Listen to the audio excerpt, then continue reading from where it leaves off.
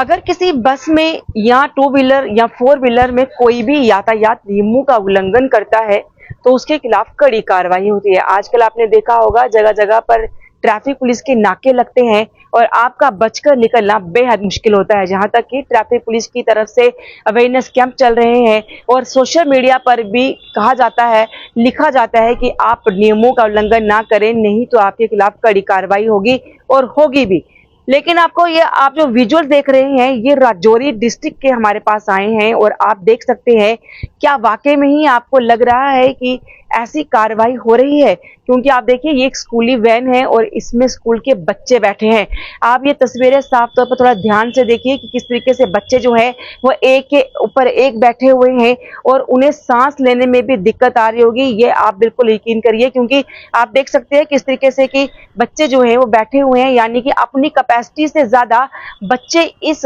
स्कूली वैन में बिठाए गए हैं। और आप जाहिर सी बात है कि जब ये स्कूल से लेकर बच्चों के घरों तक जाएगा तो कहीं ना कहीं ट्रैफिक का नाका तो जरूर लगा होगा। क्या वाकई में इस वैन की तरफ किसी की नजर नहीं गई, और अगर गई तो क्या कुछ और झोल है जो इस पर कार्रवाई नहीं हुई। लेकिन आप देखिए किस तरीके से ये बच्चों की कीमती जानों का सवाल है। और ये सिर्फ राजौरी डिस्ट्रिक्ट की ही तस्वीरें नहीं है, अगर आप जम्मू में भी देखेंगे तो बहुत सारे ऐसे स्कूली वैन है या ऐसे स्कूल है जिनके पास ट्रांसपोर्ट की जो है वो सुविधा नहीं है, और अगर है तो उनके पास स्कूली वैन है तो उसमें कैपेसिटी ज्यादा होती है। या फिर कई ऐसे माँ बाप जो स्कूली वैन खुद करते हैं प्राइवेट तौर पर, लेकिन उनमें भी इस तरीके की तस्वीरें नजर आती हैं और वो भी कई नाकों से गुजरते हैं, लेकिन उसके बावजूद भी देखा गया है कि इन पर नकेल नहीं कसी जा रही है। कई बार हमने भी जो है इस तरीके की ट्रैफिक पुलिस पर शिकायत भी की है कि इस तरफ से स्कूली वैन ऐसी आ रही हैं जिसमें कई कैपेसिटी ज्यादा बच्चे हैं, लेकिन जो कार्रवाई है वो ना के बराबर ही होती है। कई बड़े बड़े स्कूल भी इसमें शामिल हैं